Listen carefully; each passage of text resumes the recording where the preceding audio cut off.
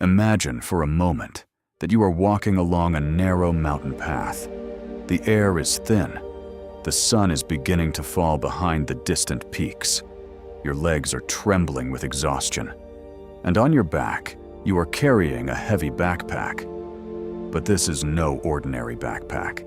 Inside it are stones. Heavy, jagged, cold stones. Some are small enough that you barely notice them at first. Others are massive, pressing into your spine with every step. One stone is the regret of a decision you made 10 years ago. Another is the anger you still carry toward the person who broke your heart. Another is the shame of who you used to be. Another is fear. Fear of a future that has not even happened yet. You have carried this backpack for so long that it has begun to feel normal. You have forgotten what it feels like to walk lightly. You have forgotten what it feels like to stand upright without strain. You have forgotten that your soul was never meant to live bent beneath the weight of yesterday. And maybe that is the deepest tragedy of all. Not that we suffer, but that we grow so used to suffering that we begin to call it identity. Why do we do this to ourselves? Why do human beings cling so fiercely to the very things that are crushing them? Why do we hold on to pain as if it were proof of love, proof of loyalty, proof of depth? Today, I want to walk with you into one of the hardest and most beautiful skills a human being can learn: the art of letting go. Because most of us were never taught how to release. We were taught how to achieve, how to endure, how to push through, how to hold on. We were told that strength means gripping tighter, that moving on too soon means you did not care enough, that if you keep replaying the past long enough, one day it will finally explain itself. But what if that is not strength? What if much of what we call strength is actually fear in disguise?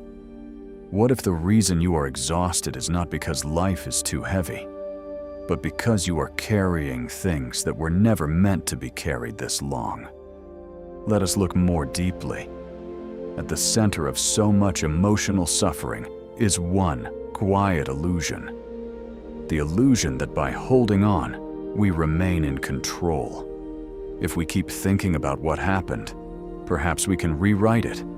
If we keep replaying the betrayal, perhaps we can protect ourselves from ever being hurt like that again.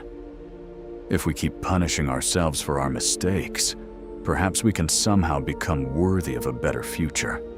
But this is how the mind deceives itself. It turns rumination into responsibility. It turns clinging into devotion. It turns self-punishment into moral seriousness. The truth is much simpler. The past is gone. It still leaves echoes, yes. It still leaves scars, lessons, and memories. But the event itself is no longer happening. And yet, for many people, the past occupies the most valuable real estate in the mind. A house they no longer live in still shapes the way they breathe. A conversation that ended years ago still controls the tone of their inner voice. A version of themselves that no longer exists still sits in judgment over the person they are trying to become. Think of a river. A river is alive because it moves. It does not clutch the water that passed through it yesterday. It does not turn backward to collect what is already gone. If it did, it would cease to be a river. It would become stagnant, trapped, unable to nourish anything. You are like that river. Your life is meant to flow. Experiences come. People come. Loss comes. Beauty comes. Pain comes. Joy comes. Nothing remains forever. But when you grip one moment too tightly, whether it is a moment of pain, glory, humiliation, grief, or longing, you create a dam inside yourself. And over time, what was once a passing wound becomes a fixed weight. Let us open the backpack. Let us look honestly at what you are carrying. The first stone is regret. Regret whispers, "You should have known better. It tells you that your past self should have possessed the wisdom you only gained through surviving what happened. It judges the confused version of you with the clarity of the present. But this is deeply unfair. You made the best decision you could with the awareness, wounds, hopes, and limitations you had at the time. Maybe it was imperfect. Maybe it led to pain. Maybe, if given another chance, you would choose differently. But you were still doing the best you knew how to do then. To carry regret forever is to sentence your past self to a trial they can never win. The second stone is resentment. Resentment is seductive because it feels powerful. It says, I will not forget. I will not let them get away with it. I will keep this pain alive so justice can survive. But resentment rarely punishes the other person in the way we imagine. More often, it poisons the one who carries it. It burns quietly. It resurfaces at strange times. It enters new relationships like a hidden guest. It teaches the nervous system to stay braced, stay suspicious, stay armed. You think your anger is protecting you, but often it is simply chaining you to the scene of the wound. As long as hatred lives at the center of your emotional life, the person who hurt you still occupies sacred space within you. The third stone is identity. This may be the heaviest stone of all, because pain is not only something we feel. Over time, it becomes a story. I am the one who was abandoned. I am the one who failed. I am the one who was never chosen. I am the broken one. I am the victim. I am the person life was hard on. And here is the difficult truth. Sometimes, people do not hold on to pain because they enjoy suffering. They hold on because pain has become familiar. Pain has become identity. Pain has become a map. If they put the story down, they don't know who they will be without it. That is why letting go can feel terrifying. It is not just the release of pain, it is the death of a self-concept. And the ego would often rather remain wounded than become unknown. Many people say they want peace, but peace asks something from us. It asks us to loosen our grip on the stories that organize our suffering. And that is frightening, because pain, however heavy, is often familiar. Healing is unfamiliar. The known burden can feel safer than the unknown freedom. This is why people return to old memories, old resentments, old griefs, even when they know it is hurting them. Not because they are weak, but because the nervous system prefers what it knows. If you have carried a heavy backpack for years, then even lightness can feel unstable at first. When the weight is gone, there is a strange wobble, a dizziness, a question. If I am no longer the person carrying this, then who am I? That question is not a problem. That question is a doorway. In many ancient traditions, the breath is more than a biological function. It is a teacher. Watch your breathing when you are afraid. You tighten. You hold. Your chest becomes a locked room. And this is how many people live emotionally. Holding, tightening, guarding, bracing. Letting go begins here. Not with some dramatic gesture. Not with pretending nothing hurt. Not with forced positivity. It begins with an exhale. A real exhale. An exhale says, I do not need to hold everything. I do not need to defend myself against this moment. I do not need to keep inhaling old pain. To exhale is to trust that making space is not death. When you release the old air, you are not empty forever. You are making room for the new. This is what emotional release is. It is an inner exhale. It is the moment you stop saying, this should not have happened, and begin saying, this happened. It changed me. And still, I am here. That is not weakness. That is reality touched by grace. Acceptance is not agreement. It is not approval. It is not saying the wound was good. Acceptance is simply the refusal to keep arguing with what has already occurred. Picture a river again. Now imagine a large rock in the center of its current. The water does not stop moving because the rock appears, does not become bitter, does not scream at the obstacle. It does not waste its life trying to become something harder than stone. It simply flows around it, softly, steadily, without self-pity, without drama. And in time, it is not the rock that wins, it is the water. This is one of the deepest lessons in life. Softness is not weakness.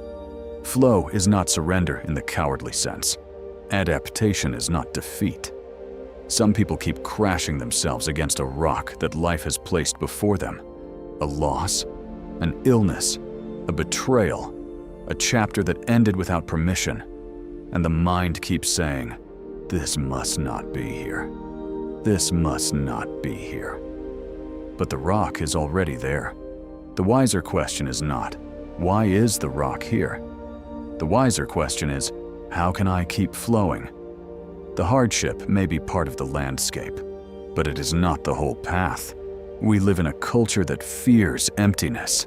We fill silence with noise, schedules with busyness, hearts with substitutes, pain with distraction, uncertainty with endless analysis.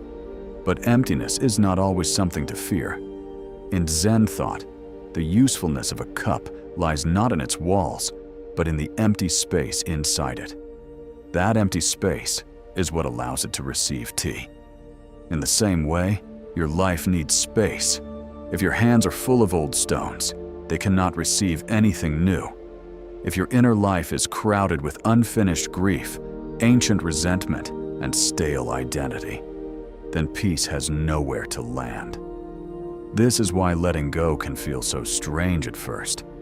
Because when you drop an old burden, what appears first is not always joy. Sometimes what appears first is emptiness. And the untrained mind mistakes emptiness for loss. But look more carefully. That emptiness is potential.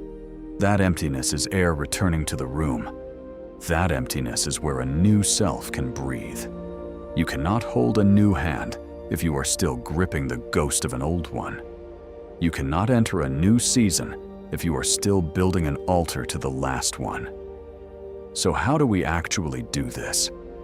How do we let go in real life, not in theory, not in poetry, but in the nervous system, in the body, in the daily mind? First, name the stone. What exactly are you carrying? Is it the need to be right? The need to be understood by someone who will never understand you? The need for an apology that may never come? The fantasy of how your life was supposed to unfold? Name it clearly. The unnamed burden remains powerful. The named burden becomes visible. Second, feel the weight honestly. Notice what it costs you. Notice how it sits in your chest. Notice the fatigue in your body. Notice how often your mind revisits it. Notice how it affects the way you trust, the way you love, the way you sleep. Third, stop glorifying your suffering. Some burdens remain on our backs because we have made them sacred. We tell ourselves that if we stop carrying them, then the story did not matter. But release does not erase meaning. It restores life. Fourth, give yourself permission to be tired. There is a holy honesty in saying, I do not want to carry this anymore. I am tired of bleeding into every new day from an old wound. I am tired of calling pain loyalty. Fifth, create a ritual of release. The mind responds to symbols. Write the burden down on paper. Speak it out loud. Hold a small stone in your hand and imagine that it carries the weight of the story. Then place it down. Drop it into water, while leave it at the foot of a tree. Open your hands and let your body learn what your mind is still trying to accept. Sixth, repeat. Because letting go is not a single decision. It is a practice. Some stones do not fall away all at once. Some must be set down 100 times before the heart stops reaching back for them. That is okay. Healing does not become less real because it requires repetition. The goal of life is not to reach the end of the path with a backpack full of trophies, grievances, identities, and scars. The goal is to walk the path as lightly as possible, to notice beauty, to remain open, to let love in, to stay soft without becoming fragile, to learn without turning every wound into a permanent address. Life will still hand you stones. That is unavoidable. There will be losses. There will be misunderstandings. There will be endings you did not choose. There will be pain you cannot prevent. But now you know the secret. You do not have to keep every stone. You can feel it. Learn from it. Bless it if you must, and leave it behind. So take one deep breath now. Hold it for just a moment. And as you exhale, imagine one thing, just one, that you are ready to stop carrying. Not all of it. Not forever. Just one stone. Maybe it is the old regret. Maybe it is the resentment. Maybe it is the exhausting need to keep proving your pain. Whatever it is, you are allowed to set it down. You are allowed to be lighter than your history. You are allowed to become more than the story that hurt you. You are allowed to walk forward without dragging the ruins of yesterday behind you. Letting go is not forgetting. It is not betrayal. It is not weakness. It is not the denial of what mattered. It is the highest form of self-respect. It is the quiet declaration that your peace is worth protecting, that your future deserves more space than your pain, that your heart was made for more than endless carrying. So what stone will you drop today? The river is still flowing, the path is still open, and the person you are becoming is waiting for you just beyond the wait. Open your hands, open your heart, and breathe, because the hand that grips cannot receive, and the soul that never releases cannot rise. Your journey is not ending. It is only now, perhaps for the first time, becoming light enough to truly begin.